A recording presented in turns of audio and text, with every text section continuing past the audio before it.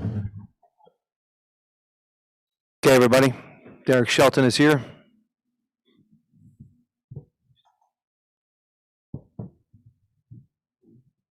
We're good to go. Shelty, what were your biggest takeaways from DeYoung's day? There were just a couple innings where they kind of had hard contact, but it looked like he managed around that. Yeah, he managed around it. He kind of flirted in and out of the zone with his breaking ball and his fastball at times. But, overall, he executed pitches. He left one pitch, obviously late in the middle of the plate, the 3-2 pitch to Grandal, which ended up costing us 2 runs. Shelty, was there any thought to taking him out before Grandal or no? Yeah, I mean, there was some conversation, the differences there, we didn't know what they were going to do with Lamb, with Vaughn and Mercedes on the bench, and then with Grandal on which side we wanted him on the plate. And, throughout that at bat, he worked him well. And then, the last pitch, we got to go strike the ball instead of strike to strike. And we left the ball in the middle of the plate and he capitalized on it. Derek, what have you seen out of Colin in these at-bats since he came back from the back thing? I know it's just been a little bit of a tough stretch. Yeah, he's in a little bit of a tough stretch. It looks like he's a little bit in between. And I think, that has to do with a little bit of timing, but he looks a little bit in between to me right now. Is that you think a product of the bat, or is up the back rather, or is this just something that happens to hitters? I think, it's something that happens to hitters, but to say his is attributed to his back, I don't know that. It is something that happens to hitters, but we need to get him back on the fastball because he looks like he's a little bit in between. Shelty, was going to ask. Go on, Mike. I was going to ask about KeBryan Hayes too. I imagine you're never really going to be worried about him in terms of like a slump, but was it good today to see him kind of see some balls drop, get 2 singles, even if they weren't the hardest hit balls in the world?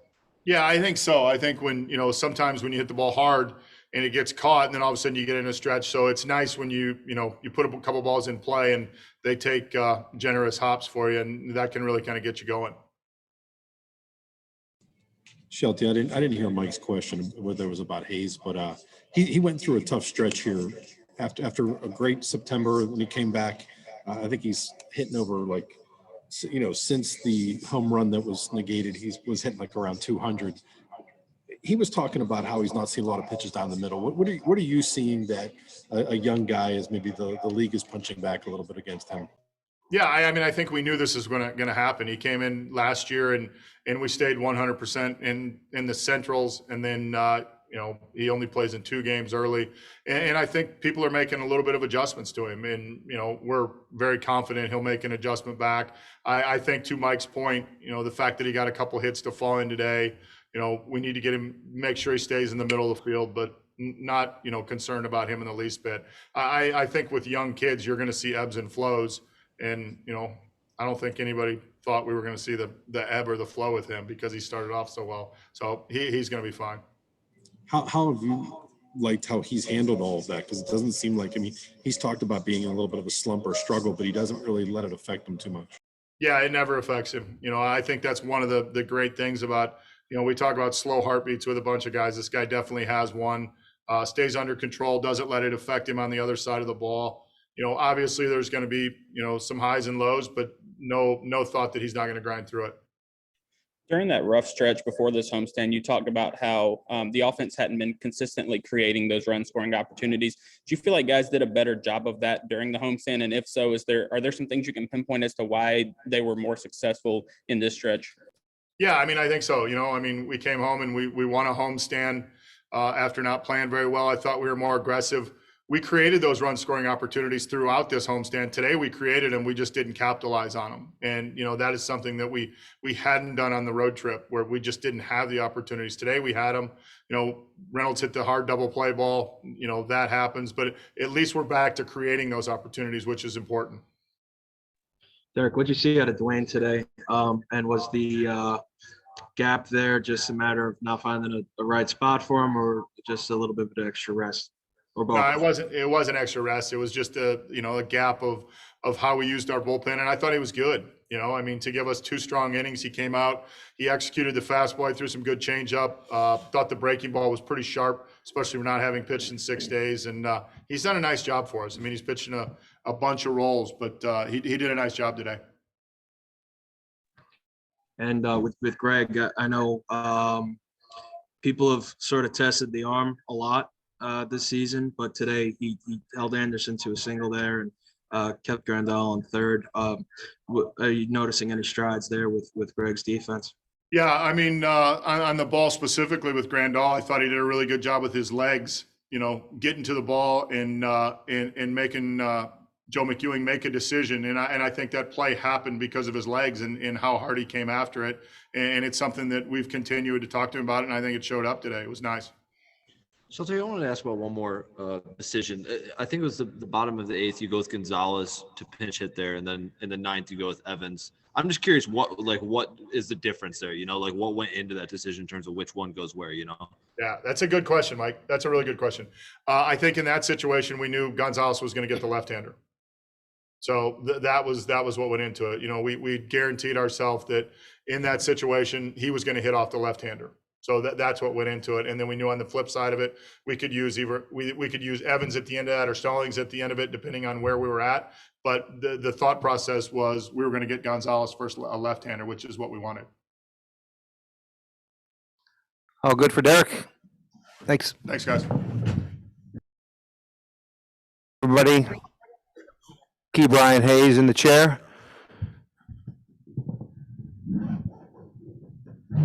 Questions for Key?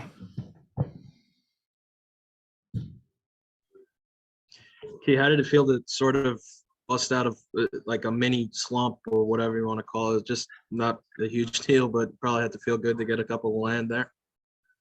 Oh yeah, I mean it always feels good to be able to find holes and yeah, I just been getting pitched pretty tough, getting pitched corner to corner and haven't found any luck with some holes, but I was able to today.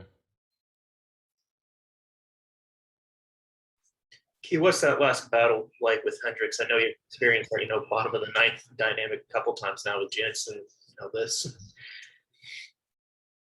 I'm sorry, what'd you say? I didn't hear everything you said. Just what was that battle like with Hendricks at the end? It seems like you've been getting a lot of these, 2 outs, tough, hard, long at bat against a good closer, past couple weeks. Yeah, just he throws pretty hard. He has good ride on his heater, so my main focus.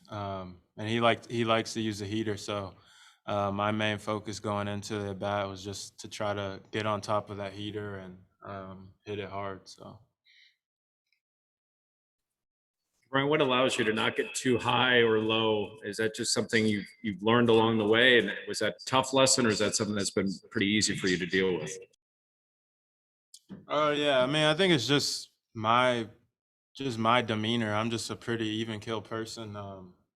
One thing my dad always told me just coming up since I was young is, or especially when I got in the minor leagues, is you're gonna have ups, you're gonna have downs. You got to just come in every day and work hard and go out there and play the best that you can. Brian, it seems like you've still been hitting the ball hard recently, and then today the 2 hits that fall for you are, kind of a bouncer over third base and one that sneaks through the middle of the infield. Is that just kind of how baseball works in your mind? Like sometimes that's just, the thing that maybe gets you out of a slump or gets you going again? Yeah. There's a few pitches that I'm missing that are middle of the plate that I'd like to be able to not foul off or stuff like that. But baseball hitting's one of the hardest things to do in the world. So, you can't stress about it too much. You got to just come in every day and work, try to get better at what you're trying to get better at for whenever you go up there in the game, and just try to square the ball up and have good at bats. And then you mentioned that pitchers are trying to pitch you maybe more corner to corner. How do you fight against that? Do you have to be maybe a little less selective or be willing to foul off some of those corner pitches? How do you kind of counteract that? You just gotta be, I would say you gotta pick a side of the plate, and just stick with that the whole at bat. And whenever they make a mistake over the middle of the plate, you can't miss it. How tough was it when Reynolds had the single in the 7th inning, but he hit it to left field and you're headed for second base? How tough is it knowing that it's a 1-run game right there and you don't get a chance to advance anymore? You're saying I'm confused on what. I'm saying, how tough was it that if he hits it the other way, you're going around and looking to score, but in that case, you kind of got stuck there at second base. How tough is that when you know it's a one run game, and that you're that close to being in scoring position?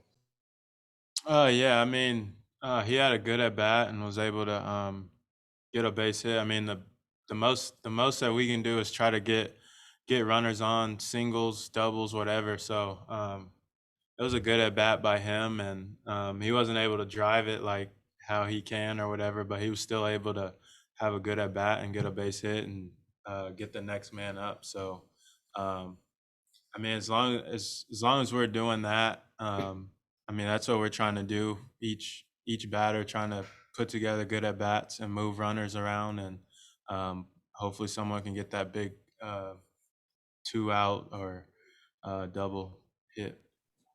KeBryan, over the homestand, it seems like that bottom of the lineup has kind of fueled some of the rally innings that you guys have had. What kind of a boost does that give to the top of the lineup? And does that kind of help you lock in even when you're going through a stretch like you've been in, just to have bigger at bats where you can potentially drive in runs? Yeah, definitely. I mean, it's 1 through 9. That's one thing we always learned coming up through the minor leagues. They always preach 1 through 9. So whenever everyone on the team is being able to get on base, it makes it hard for the other team, makes it hard for the pitcher.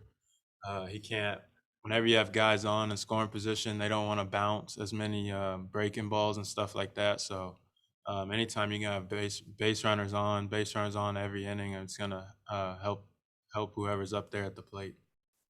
Brian, your one is having a heck of a year. What's it like hitting behind Frazier, and what do you take away from what he's doing this season?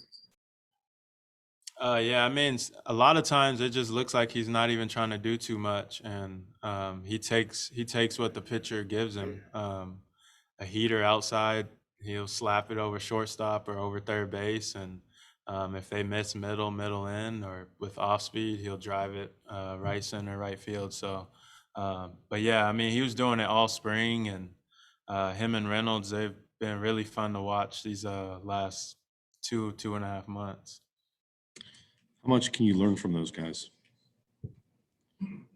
Yeah, I mean, I'm watching everyone in our lineup, just trying to see how they're pitching everyone, and I mean, yeah, I feel like they keep it, especially Frazier and Reynolds. They keep it real simple at the plate.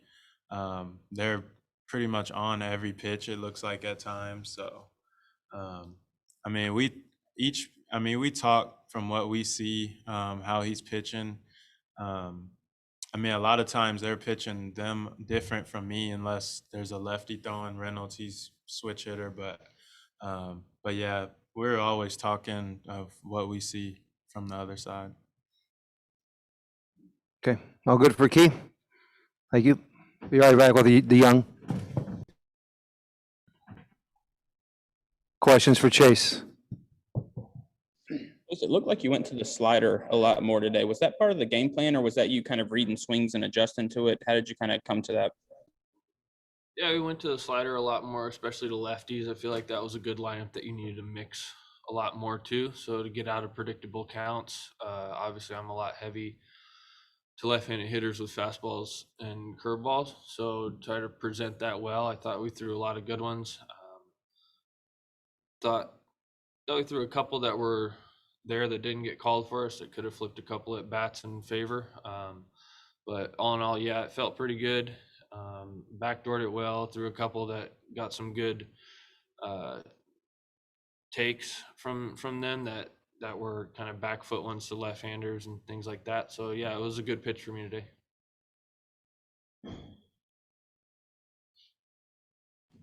What was it like to see that bunt work out the way that it did, and not only for you to get on base, but also to set up the runs after that? Yeah, that was awesome. I mean, quite frankly, I caught way too much barrel, and I'll blame JT for that because I used his bat today, and I was like, dude, that thing's got way too much pop. And honestly, once I put it down, I knew it was a bad bunt, and it was going back to the pitcher, and I was just thinking about really running hard to break up the double play. And, you know, obviously it worked out for us, but it was a bad bunt. Just what do you take away from this start? We battled really hard. That's a good club over there, and we were able to, uh, make a lot of good pitches. Got a lot of deep counts, and I think what got us in trouble early was didn't really have a great tempo working. And I think Oscar came out and told me that, and made a good adjustment, kind of stepped on the gas a little bit more, made better pitches, threw a lot of swing and miss pitches today. That was good. Just trying to build off of that, executing those pitches earlier in counts, not having so many deep counts, and be able to kind of manage my pitch count a little bit better to cover more innings and give our team a chance to win. There was a mound visit right before you faced Grandal. What was the conversation like, and what was it like to see the result? Just make sure, coming up at that part of the game, just that I'm making, late in the count pitches, just 2-strike pitches, trying to play off his aggressiveness. Kind of figured he was looking for the heater up, since that's kind of my bread and butter. So threw a lot of good breaking balls. The last one wasn't the best one we threw, but I thought the first one we threw was a pretty good one. And yeah, I mean, we spun a lot. Like we said, that was our game plan going in, just because you have to mix. And at that point in the game, I mean, you need to throw what's been working well for you, and that had been working pretty good for me that day or today. And yeah, obviously didn't get the result we wanted. Trying to go, hard slider, get weak contact there, left it up a little bit, and he found a gap. But all in all, I thought we navigated a pretty good lineup today, decently well. Chase, how do you square that in your mind where obviously, like you said, it's not the result you want, but you feel good about, in general, the pitches you threw? You feel like you threw more good pitches than bad pitches. Like, how do you kind of come away from the start knowing, those two events happened at the same time? You know what I'm saying? Yeah, I hear what you're saying. I mean, we gave up 4 runs today, and we lost, which, I didn't do my job as a starter by covering my innings. And 4 runs isn't the worst I've ever done, but it's obviously, I feel like we could have done better today if I would have just executed a little bit better in some key situations. So, yeah, we made a lot of good pitches. I think we punched out 6, which is awesome, but there was a couple more hitters out there that I think if we make a little bit better of a pitch and get off the barrel a little bit more, I think we're standing in a much better situation 5-6 innings into the game, when I'm doing a little bit better of job and then handing the ball to the bullpen rather than 4 2/3. All good for Chase? Okay, thank you. Thank you, Chase.